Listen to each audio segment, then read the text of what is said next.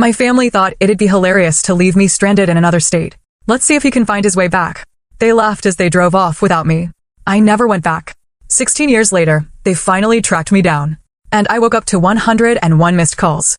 My own family, the people who were supposed to protect me, left me for dead at a gas station in Wyoming. They thought it was hilarious, a prank that would finally toughen me up. But their laughter faded in my rearview mirror, and I never looked back, not for 16 long years. Hi, I'm Hazel, and my entire future was forged in the fiery crucible of that betrayal. The family who abandoned me that day eventually found me, but by then, I wasn't the same person they'd left behind. This isn't just my story, it's a testament to how being utterly discarded led me to finally find myself. Let's get into it. Growing up in the Reynolds house, you learned early on to develop a thick skin. My parents, Barbara and Richard, were big believers in toughening up their kids through constant jokes, though it felt more like emotional warfare. My brothers, Brett and Craig, were their perfect apprentices. It was a family dynamic where someone always had to be the target, and that someone was almost always me. Our family photo albums? Filled with moments that looked like celebrations, but felt like pure humiliation. My 10th birthday, where they convinced me no one was coming, then surprised me after I'd cried for hours. My middle school graduation, when they pretended to forget and showed up intentionally late. High school prom night, when they gave my date the wrong address. Every single incident was followed by the same infuriating chorus. Can't you take a joke, Hazel? We're just having fun. Mom's cruelty was more subtle, sharper. As I hit my teenage years, she'd hit me with backhanded compliments about my appearance. That dress would look beautiful on you if you lost 15 pounds, or your face would be pretty if you smiled more and fixed your skin. Dad, on the other hand, just laughed the loudest whenever Brett or Craig pulled a prank on me. Brett, the oldest at 32, worked in Dad's insurance firm, groomed to take over. Craig, 30, handled the marketing. Both had fully absorbed our parents' twisted idea that emotional torment somehow bonded a family. Our dinners were often vivid recounts of the latest, hilarious prank they'd pulled on a colleague or friend. I just graduated college with a graphic design degree, literally 3 weeks before our fateful Colorado trip. The unspoken expectation, of course, was that I'd join the family business, designing their marketing materials and websites. I'd already mentioned applying to creative agencies in Chicago, where we lived, but my parents dismissed it. You can do your little art projects for the company, Mom had said at my graduation dinner. It'll be so much more stable than trying to make it on your own. Truth be told, financial reality made true independence tough. College had left me with student loans, and my parents had strategically kept me dependent, paying for my apartment, but constantly reminding me that their support could vanish if I wasn't appreciative enough. I was working part-time at a coffee shop, but nowhere near able to support myself fully. The Colorado trip was supposedly a graduation celebration, a week in a rented cabin near Rocky Mountain National Park. From the moment we piled into our family SUV, the air was thick with tension. Did you remember to pack a brain this time, Hazel? Craig joked as I loaded my suitcase. Remember when she forgot her swimsuit during the Florida trip? I'd been 16 during that trip. They'd refused to stop so I could buy a new one, then mocked me for sitting on the beach fully clothed for 3 days. The first day of driving was more of the same. Brett hid my phone, watching me panic before finding it in his pocket. Craig ate the lunch I'd packed while I was napping. Dad took a deliberate detour and blamed my map reading skills. Small cruelties I'd learned to expect, but still couldn't quite get used to. That night, in a hotel in Nebraska, I overheard them through the adjoining door. She's too sensitive, Mom was saying. The real world is going to eat her alive if she doesn't toughen up. Maybe this trip will finally teach her to stop being such a pushover, Dad replied. I went to sleep with a knot in my stomach, trying to stay positive. Just 5 more days, I kept telling myself. Then I can focus on job applications and finally start building my own life. I had no idea how prophetic that thought would be, or that the next day would be the last time I ever traveled with my family. The second day started with an unusually pleasant atmosphere. Looking back, I should have known it was the calm before the storm. The family being nice was always a prelude to a particularly cruel prank. We crossed into Wyoming around noon, the landscape shifting to rolling plains with distant mountains. We need to fill up, Dad announced as we approached a small town called Pine Ridge. The gas station he pulled into was one of those independent places with a small convenience store, sitting on the edge of town surrounded by open land. I'm going to use the restroom and grab some snacks, I told them as Dad started pumping gas. Anyone want anything? Get me a Coke, Brett mumbled, not looking up from his phone. Grab me some beef jerky, Craig added. Mom just shook her head, reapplying her lipstick. Inside, I used the restroom, then spent a few minutes picking out snacks. The store was empty except for the cashier, a woman in her 40s with kind eyes and a name tag that read Miranda. You folks just passing through? Miranda asked as she handed me my change. Yeah, heading to Colorado for vacation, I replied with a smile. Well, enjoy your trip, she said. Those ordinary words would echo in my mind for years afterward. The last normal moment before everything changed. I pushed open the door to the parking lot, juggling the bags of snacks, and stopped dead. The spot where our SUV had been parked was empty. I blinked, momentarily confused, thinking I'd gotten turned around. But a quick scan of the entire lot confirmed the impossible. My family was gone. My first thought was Dad had moved the car to the air pump or another part of the station. I walked around the small building, checking every corner. Nothing. They probably just went up the street to that sandwich place I saw on the way in, I reasoned aloud, though a familiar sick feeling was already forming in my stomach. I pulled out my phone and called Dad. It rang until voicemail. Same with Mom. Then Brett. Craig answered on the fourth ring. Where are you guys? I asked, trying to keep my voice steady. The sound of laughter came through the phone. Oh, we're about 20 miles down the road now, he said, not bothering to hide his amusement. What? Turn around and come get me. My voice rose with panic. Let's see if she can make it back on her own. I heard Brett yell in the background, followed by more laughter. Craig, this isn't funny. Tell Dad to turn around now. I was pacing, my heart racing. Check your messages, he said before hanging up. A text from Brett had come through while I was on the phone. It was a photo of all of them in the car, grinning widely, with the caption, Survival of the fittest, sis. Find your way. Home. I called back immediately. Mom, voicemail. Dad, voicemail. Brett, voicemail. They had all blocked my number. I stood in the parking lot, the Wyoming sun beating down on me as the reality slowly sank in. They had left me. Deliberately. In a town I'd never heard of, in a state where I knew no one, with nothing but my purse and the clothes on my back. I checked my wallet, $43 in cash, my debit card with maybe a couple $100s, and my ID. My suitcase, all my clothes and toiletries, was in the trunk of their SUV. My phone battery was at 18%.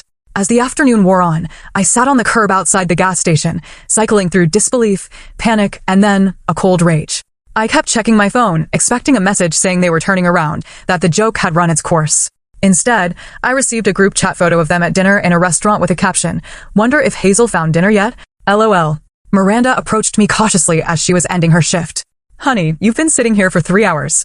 Are you okay? The simple question broke the dam. Through tears, I explained my situation. Your family left you here on purpose? Her incredulity mirrored my own. They think it's funny, I said, wiping my eyes. A character-building exercise or something. They've done things like this before, but never this bad. Do you have anyone you can call? Friends back home?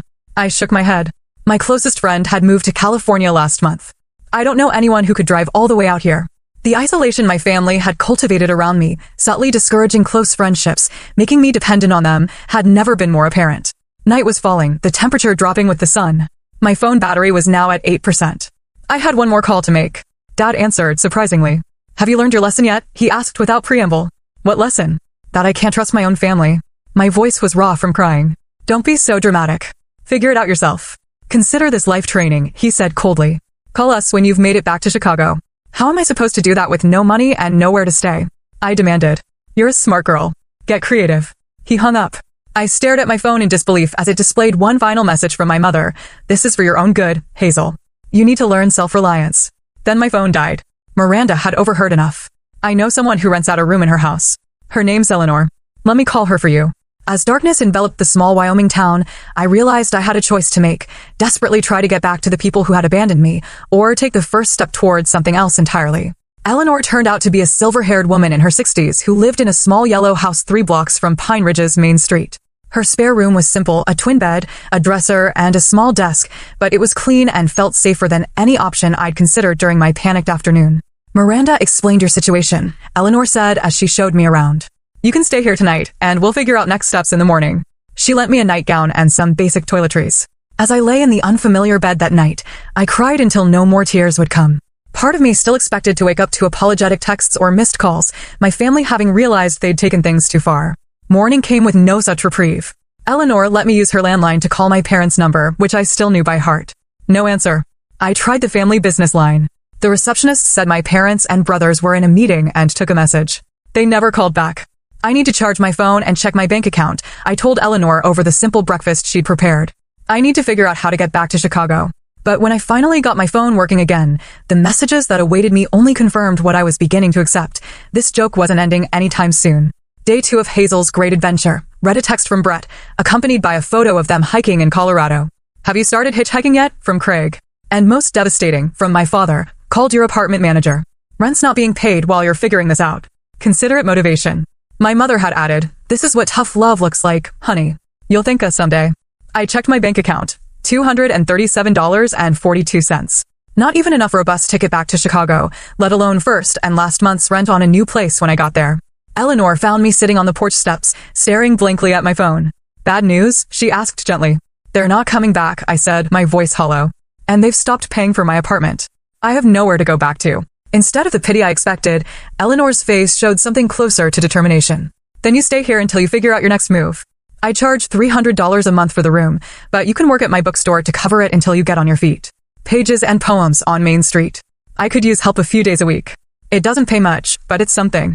That afternoon, Eleanor showed me around the small bookstore she'd owned for 30 years. It was charming, but clearly struggling with outdated signage and a barely functional website she'd paid a nephew to create years ago.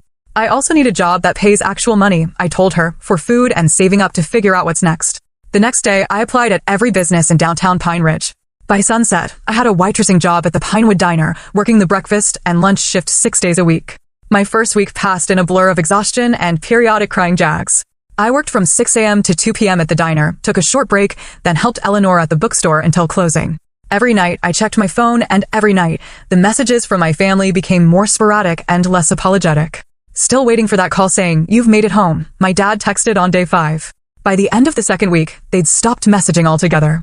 My diner coworker, Amber, found me crying in the break room after my shift one day. At 25, she was a single mother working 2 jobs, and she recognized the look of someone at the end of their rope. "Family trouble?" she asked, sitting beside me. The whole story poured out of me, the years of jokes, the abandonment, the callous texts. When I finished, Amber was quiet for a long moment. Then she said something that changed my perspective entirely. "Sounds like they did you a favor by leaving you here." "What?" "Those aren't pranks, Hazel. That's abuse. And now you have a chance to build a life without it." That night, I made a decision. I wasn't going to desperately scramble to get back to Chicago. I wasn't going to beg for the return of a family that had proven repeatedly they didn't truly care about my well-being. I was going to stay in Pine Ridge, at least for now. The next day, I used the bookstore's computer to email my college professors, explaining my situation and asking for references. I created a new email address, one my family didn't know. I began researching how to replace my ID documents, which were back in my apartment in Chicago. "You're good with design, right?" Eleanor asked me one evening as we were closing up the store. The store could use new flyers and maybe some social media help. It was the first chance I'd had to use my degree since graduating. I created a fresh, modern flyer for an upcoming author event, and Eleanor was thrilled. "You should meet Mason," she said. "He does web development for businesses around town. He might have some work for someone with your skills." Mason turned out to be a bearded 30-something who worked remotely for tech companies, choosing to live in the small town for its low cost of living and outdoor access. He took one look at my portfolio from college and nodded approvingly. "I could use someone to handle the visual side of some client projects," he said. "I'm terrible at anything requiring artistic talent. Want to learn some coding while you're at it? Might make you more marketable." For the first time since being abandoned, I felt a glimmer of hope, not just for survival, but for building something meaningful. My family had thrown me away, expecting me to come crawling back. Instead, I was finding my footing on my own terms. As my first month in Pine Ridge came to a close, I received a final text from my mother. "This silence is very immature, Hazel. Call us when you've grown up." I blocked their numbers one by one and turned my focus toward the future. The downtown of Pine Ridge consisted of just 4 blocks of businesses, with the Pinewood Diner anchoring one end and Pages and Poems bookstore near the other. Between my shifts at both places, I quickly became a familiar face to the locals. People stopped asking if I was just passing through and started greeting me by name. "Morning, Hazel," became a regular chorus as I hurried down Main Street from the diner to the bookstore. Eleanor's bookstore website was my first real project. Working evenings with Mason's guidance, I rebuilt it from scratch, adding an online ordering system and a clean, modern design that highlighted upcoming events and local author spotlights. "This is incredible," Eleanor exclaimed when I revealed the finished site. "Business is up 15% since you put those event posters in the window, and this will help even more." Mason was equally impressed. "You've got a natural talent for UI design," he told me after our third coding session. "You're picking this up faster than most of my clients ever do." At the diner, Amber introduced me to her circle of friends, other young people who had either grown up in Pine Ridge or landed there seeking affordable living in a close community.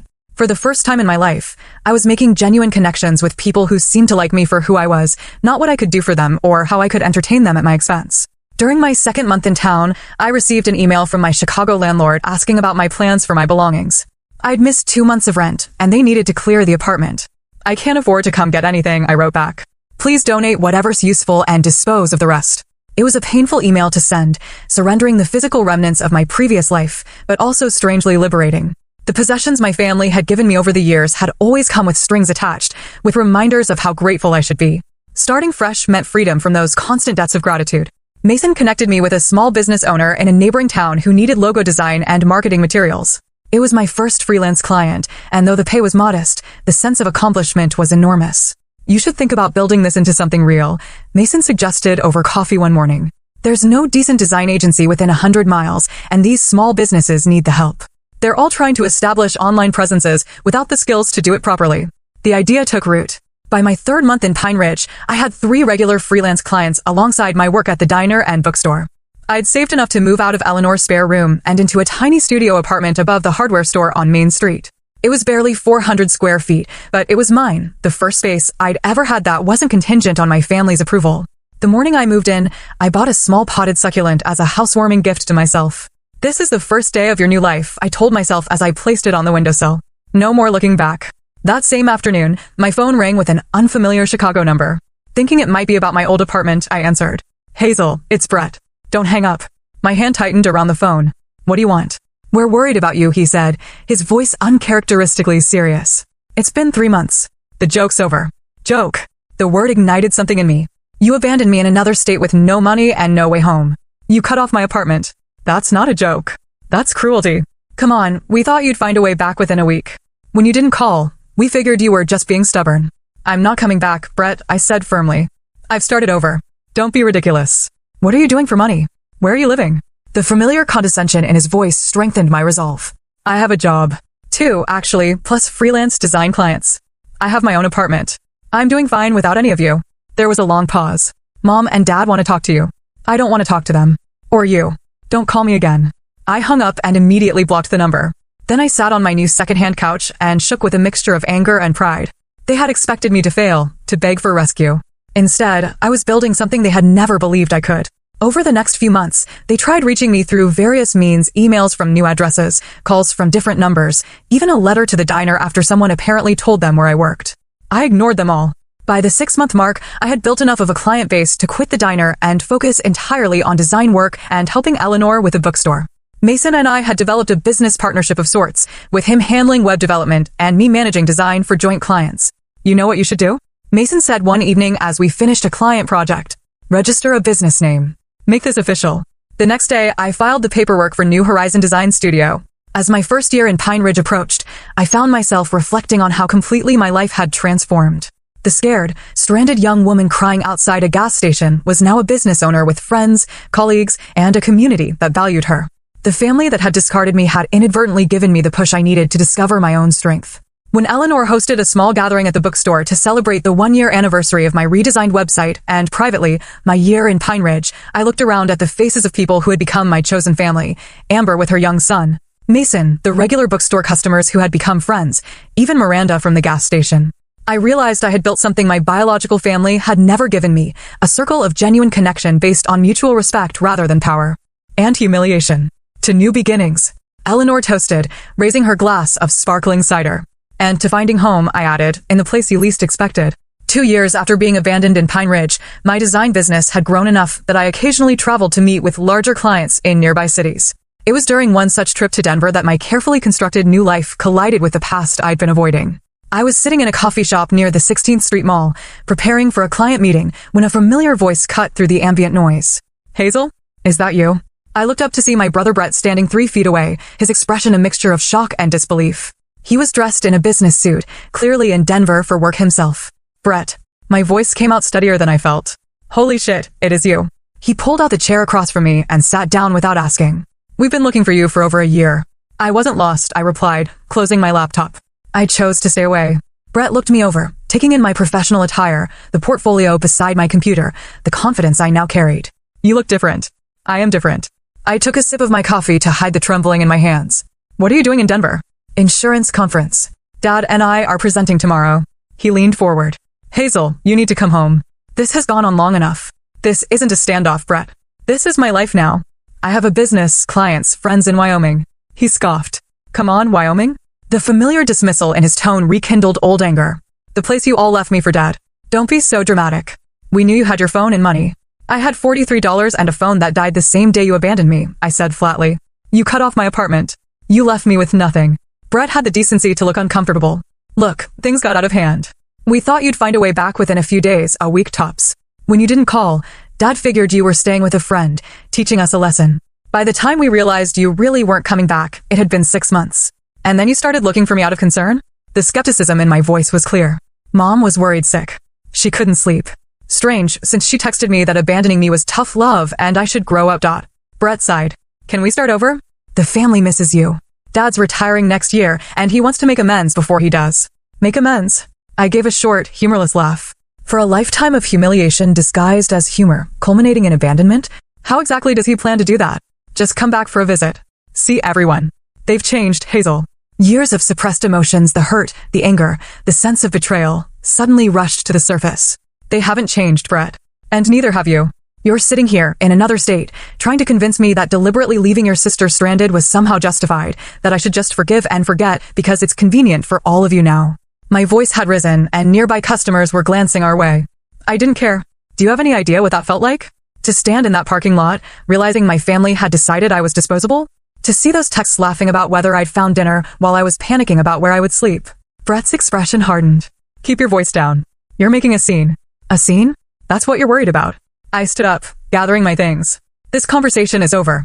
Brett grabbed my wrist. You don't get to walk away. The family has been worried sick. Do you know what people think happened to you? There are rumors you had a breakdown, that you're living on the streets. Is that what you want people to think? I yanked my arm free. I don't care what people think. I care about building a life where I'm not constantly belittled and manipulated by the people who are supposed to love me.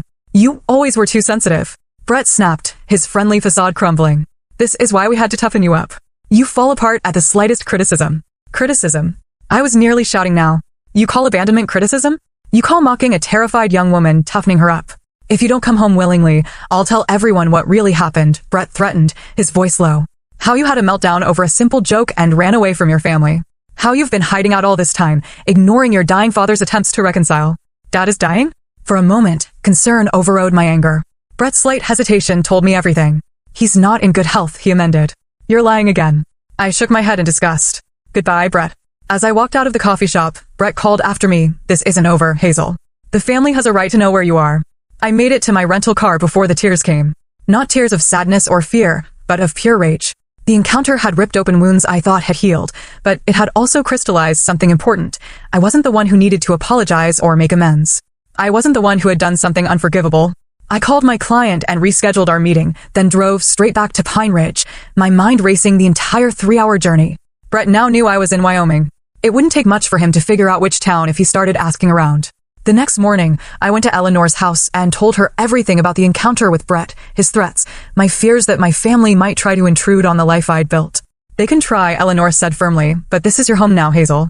We've got your back. That afternoon, I gathered my closest friends, Eleanor, Mason, Amber, and a few others, and shared the full story of my family's abuse and abandonment, details I'd kept vague until now. If any of you get calls or questions from people looking for me, now you know the truth, I concluded. These people sound toxic as hell, Amber said, squeezing my hand. We won't let them near you if you don't want to see them. Their support strengthened my resolve. I returned to my apartment and wrote a long email to my parents and brothers, the first contact I'd initiated in 2 years. I'm safe and successful, I wrote. I have built a life without your cruelty and manipulation. I do not want reconciliation. I do not want contact. Any attempt to force yourselves back into my life will be met with legal action. This is not negotiable. I hit send, then blocked their email addresses once more. That night, lying awake in my apartment, I realized that the encounter with Brett, painful as it had been, had given me something valuable, certainty. There was no doubt left, no lingering question of whether I had overreacted or whether my family might have changed. They were exactly who they had always been. And so was I. Except now, I was stronger. Strong enough to walk away from toxicity, even when it came from the people who were supposed to love me most. Strong enough to build a life on my own terms. The next morning, I woke up with a sense of clarity I hadn't felt since the day I was abandoned. I opened my laptop and began designing a new logo for New Horizon Design Studio. One that symbolized not just a business, but a personal transformation. I was no longer defined by what had been done to me, but by what I had created from the ruins. 5 years after the day my family abandoned me in Wyoming, I stood in the newly expanded offices of New Horizon Design Agency, watching as my team of 10 employees collaborated on projects for clients across 3 states. What had begun as a desperate need to survive had evolved into a thriving business that specialized in branding and digital presence for small to mid-sized companies throughout the Mountain West region. Our offices occupied the entire second floor of a renovated historic building on Pine Ridge's Main Street, a far cry from my early days working from a corner of Eleanor's bookstore. The exposed brick walls displayed framed examples of our best work, and the large windows overlooked the town that had become my true home. The Denver client just signed off on the final designs, announced Megan, my first full-time hire and now creative director. They want to talk about phase 2 next month. That's our third major contract this quarter, I replied, unable to keep the pride from my voice. Schedule the meeting and let's start brainstorming expanded services we can offer them. My phone buzzed with a text from Sam, the community college professor I'd been dating for the past 2 years. We'd met when he came into Pages and Poems looking for books on local history for a course he was teaching. Eleanor had introduced us, and after months of friendly conversations that gradually deepened into something more, we'd become inseparable. Dinner at 7, I'm cooking that pasta you like, his message read. Can't wait, I replied, bringing dessert. At 33, I had built a life that felt authentic and meaningful. My closest friends had become family. Eleanor was like the supportive mother I'd never had, and Amber's son, Tyler, called me Auntie Hazel. Mason and I had developed a professional partnership that complemented both our skills, with our businesses often collaborating on larger projects. 3 months earlier, Sam and I had purchased a small house together on the edge of town, a charming craftsman with a studio space where I could work from home when I wanted to, and a garden that was slowly taking shape under our inexperienced but enthusiastic care. I was locking up the office that evening when my phone rang with an unfamiliar number. Normally, I would let unknown calls go to voicemail, but we had several new client prospects, so I answered. Is this Hazel Reynolds of New Horizon Design? A woman's voice asked. Yes, it is. How can I help you? My name is Jennifer Atkins. I'm an editor at Business West magazine. We're doing a feature on women entrepreneurs who've built successful businesses in unexpected places. Your agency was recommended to us multiple times during our research. The interview she requested led to a 4-page spread in the magazine 3 months later, featuring photos of our office, my team, and me standing confidently in front of the business I'd built from nothing. The article told the story of a young designer who had moved to a small Wyoming town and identified an unmet need for professional design services in rural communities. I had shared only the broad strokes of my journey with the magazine, omitting the abandonment and family estrangement. Those details belonged to me, not to public consumption. But the piece emphasized how I had arrived in Pine Ridge with almost nothing and built something substantial through determination and community support. 2 weeks after the magazine hit newsstands, the emails began arriving. First from my mother, then my father, then each of my brothers. Subject lines ranged from "We need to talk" to "Saw your article" to "Please respond." I deleted them all without reading them. Then came the phone calls to the agency, which my office manager fielded with the instructions I'd given her years ago. Ms. Reynolds does not accept personal calls from these numbers. I thought that would be the end of it, but I underestimated my mother's determination. On a Tuesday afternoon, I returned from lunch to find Barbara Reynolds sitting in our reception area, looking older but just as put together as I remembered. "Mom," I said, stopping in the doorway. "How did you find me?" She stood, smoothing her expensive slacks. "The magazine article had your business address." Her eyes tracked over me, noting my professional attire, my confident posture. "You look well." "I am well," I replied, my voice neutral. "Why are you here? Can we talk somewhere private?" I considered refusing, telling her to leave and never come back. But after 5 years of healing and growth, I found I was curious rather than afraid. What could she possibly have to say that would matter now? "My office," I said, leading her down the hallway past curious employees who had no idea of the significance of this visitor. Once the door closed behind us, Barbara took in the awards on my wall, the view from my window, the evidence of success all around. "This is impressive," she admitted. "The magazine didn't do it justice." "Thank you," I said, remaining standing. "But I doubt you came all this way to compliment my office." Barbara's composure cracked slightly. "We've been trying to find you for years, Hazel. Your father hired a private investigator after Brett saw you in Denver, but you'd covered your tracks well." I wasn't hiding, I corrected her. I was living my life. "There's a difference." "We made a terrible mistake," she said, her voice breaking. "What started as a stupid prank went too far, and then pride and stubbornness kept everyone from admitting it. By the time we realized how serious it was, you were gone." "It wasn't just the abandonment," I said quietly. "It was a lifetime of cruelty disguised as humor. It was teaching me that love meant enduring humiliation. It was creating a family dynamic where someone always had to be the target." Tears welled in my mother's eyes. "I know. I see that now." She reached into her purse and pulled out a tissue. "Your father would never admit it, but when we saw that magazine article, you, building this successful business, looking so confident and happy, it forced us to face what we'd done. Not just that day in Wyoming, but your whole life. What do you want from me, Mom? Forgiveness? A family reunion?" "I want a chance," she said simply. "A chance to know the woman you've become. A chance to be better than I was." I studied her, looking for the manipulation that had characterized our relationship for so long. Instead, I saw something unfamiliar, genuine regret. I can't give you what you want, I said finally. Too much has happened. But I can tell you that I'm happy here. I've built a good life with good people who value me. And knowing that should be enough. Barbara nodded slowly, wiping her eyes. Your brothers want to see you. Your father too, though he'd never ask. I'm not ready for that, I told her. I may never be ready. And that has to be okay. She stood to leave, then hesitated. You were always the strongest of us all, Hazel. It just took us losing you to realize it. After she left, I sat at my desk for a long time, processing the encounter. There was no dramatic reconciliation, no falling into each other's arms with forgiveness and tears. Just the beginning of a recognition that the past couldn't be undone, but perhaps it could be acknowledged. That evening, as Sam and I sat on our porch watching the sunset, I told him about my mother's visit. How do you feel about it? He asked, his arm around my shoulders. Surprisingly peaceful, I replied. For so long, I was defined by what they did to me. Today, I realized that chapter truly is closed. I'm not the abandoned daughter anymore. I'm just Hazel, business owner, community member, partner. I turned to smile at him. And I like who I've become. The next day, I sent my mother a brief email with a single photo attached, me with my team outside our office building. No invitation to visit again, no promises of reconciliation. Just a glimpse of the life I'd built, the person I'd become. It was all I was ready to give, and for the first time in my life, that felt like enough. 16 years after being abandoned at that Wyoming gas station, I stood in my kitchen, staring at a certified letter that had just arrived. The return address was from a law firm in Chicago that I didn't recognize. With a sense of trepidation, I opened it. Dear Miss Reynolds, it began. We represent the estate of Richard and Barbara Reynolds. We are writing to inform you that Reynolds Insurance Group has been sold, and as per your parents' instructions, the proceeds are to be divided equally among their 3 children. I sat down at the counter, my legs suddenly unsteady. The letter continued with legal details and a request for contact to arrange the transfer of funds, a substantial amount, according to the preliminary figures included. Sam found me still sitting there 10 minutes later when he came home from work. What's wrong? He asked, setting down his briefcase. My parents sold the family business, I said, passing him the letter. They're splitting the money between Brett, Craig, and me. Sam read quickly, his eyebrows rising at the amount. That's unexpected. There's more, I said, holding up an envelope that had been enclosed with the legal documents, a personal letter from my mother. I hadn't opened it yet, unsure if I wanted to know what it contained.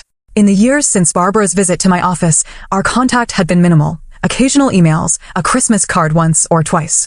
I had maintained firm boundaries, rebuffing attempts at deeper reconciliation while acknowledging the small steps toward change I had observed. Do you want me to leave you alone to read it? Sam asked. I shook my head. Stay, please. The letter inside was handwritten on my mother's personal stationery. Dear Hazel, it read. By the time you receive this, the sale of the business will be complete. Your father has finally retired, somewhat against his will, as his health isn't what it once was. We've decided to move to Arizona for the climate. Before we leave Chicago, we're hosting a family gathering at the house. Brett and Craig will both be there with their families. Brett has 3 children now that you've never met. Craig got married last year. I know you've kept your distance, and I understand why, but things have changed, Hazel. Your father may not say it in so many words, but the decision to include you equally in the proceeds from the business sale was his. He recognizes, in his way, the gravity of what happened all those years ago. We would very much like you to attend the gathering next month. No pressure, no expectations. Just a chance to close old chapters before new ones begin. With love, Mom. She had included the date, time, and address, along with her cell phone number. I folded the letter carefully and slid it back into the envelope. Are you going to go? Sam asked gently. I don't know, I admitted. Part of me wants to see what 16 years has done to all of them. Another part thinks it's better to leave the past in the past. Over the next few days, I found myself thinking about the invitation constantly. New Horizon Design was thriving, with offices now in 3 states. Sam and I had been married for 8 years, with twin daughters who had just turned 6. My life in Wyoming was rich and fulfilling, built on genuine connections and mutual respect. Did I want to risk reopening old wounds? Did I want my daughters to know the family that had discarded their mother so carelessly? What would you tell Lily and Emma if they asked why they've never met your parents? Sam asked one night as we discussed the invitation again. It was a fair question. Our daughters knew about Sam's family, who visited a couple times a year from Montana. They had asked about my family occasionally, and I'd always given vague answers about them living far away. I would tell them that sometimes families hurt each other in ways that can't be easily fixed, I said slowly. But I would also tell them that people can change, and that forgiveness is possible, even without forgetting. Do you believe that? Sam asked, that your family has changed. I thought about the tentative emails over the years, the careful respect for my boundaries, the equal inheritance that could have easily excluded me. I think they've tried, I said finally. Whether it's enough, I don't know. After much deliberation, I decided to attend the gathering, but on my terms. I would go alone, leaving Sam and the girls in Wyoming. I would book a hotel rather than staying at the family home, and I would limit my visit to just the day of the event, flying in that morning and out the next. The house looked exactly as I remembered it, a large colonial in one of Chicago's affluent suburbs. As the Uber dropped me off, I took a deep breath, straightened my shoulders, and walked up the familiar path to the front door. My mother answered my knock, her face lighting up with carefully restrained joy. "Hazel, you came."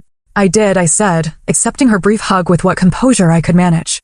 The gathering was smaller than I expected, just my parents, my brothers, and their immediate families. Brett's 3 children raced around the backyard, while Craig's wife, Allison, helped my mother bring food to the patio table. My father stood when I entered the backyard, looking much older than I remembered. The competent, sometimes cruel man who had dominated my childhood seemed diminished somehow, his frame thinner, his movements more careful. "Hazel," he said, his voice gruff with emotion he'd never been comfortable showing. "Dad," I replied with a nod. The initial awkwardness gradually eased as the afternoon progressed. Brett's children, curious about their aunt who had lived in the mountains, peppered me with questions about Wyoming. Craig, more subdued than I remembered, asked thoughtful questions about my business. No one mentioned the abandonment directly, but it hung in the air between us, the unspoken reason for our 16-year separation. After dinner, as the sky began to darken, my father asked if I would join him in his study, once a forbidden territory where he conducted business and family disciplinary conversations. "I'm not good at this," he began once we were seated, "but I owe you an apology, Hazel. What we did, what I allowed to happen, it was unforgivable." I studied him, this man who had shaped so much of my early life through fear and criticism. "Why did you do it?" I asked, the question that had haunted me for years. He was quiet for a long moment. "My father was cruel to me," he said finally. "He called it toughening me up." I thought that's what fathers did. What families did. It wasn't until you were gone, really gone, that I began to see how wrong it was. It wasn't a complete answer, and it certainly wasn't a sufficient excuse, but it was honest in a way my father had never been with me before. "I built a good life," I told him, despite everything. "I know," he said, nodding. "I followed your company online. You've done well for yourself. Better than any of us expected." "That was part of the problem," I said quietly. "Your expectations. They were always about what I couldn't do, never what I could." He looked down at his hands. "I was wrong about many things. It wasn't the emotional reconciliation seen from a movie. There were no tears or dramatic embraces. Just a quiet acknowledgement between 2 adults that mistakes had been made, harm had been done, and lessons had been learned. When I left Chicago the next day, I didn't know if I would ever return. I didn't know if the tentative connections re-established over that revisit would grow or wither. But I knew that I had faced my past without being diminished by it, that I had shown my family not just that I had survived without them, but that I had thrived. Back in Wyoming, as Sam and the girls welcomed me home with hugs and questions about my trip, I felt a sense of completion. The abandoned young woman at the gas station had completed her journey, not by finding her way back to those who had discarded her, but by creating a life so full and rich that she could face them as an equal, undiminished by their past cruelty. That night, after the girls were asleep, Sam and I sat on our back deck, looking at the stars visible in the clear Wyoming sky. "Did you find what you were looking for?" he asked. "I think so," I replied. Not forgiveness exactly, but closure. The understanding that what happened shaped me, but doesn't define me anymore. I thought about all the ways my life had changed since that day 16 years ago, the business I'd built, the family I'd created, the community I'd joined. None of it would have happened if my family hadn't made their cruel joke. Sometimes the worst things that happen to us lead us to the best versions of ourselves. Sometimes being left behind is the first step toward finding your way forward. Have you ever experienced a moment when something painful ultimately led you to something better? Share your story in the comments. Life has a way of revealing its purpose in the most unexpected ways, and I'd love to hear how that's played out for you. Don't forget to like, subscribe, and share if my journey resonated with you. Remember, sometimes the family you choose is more important than the family you're born into. Thank you for being part of my journey, and I wish you strength and peace on yours.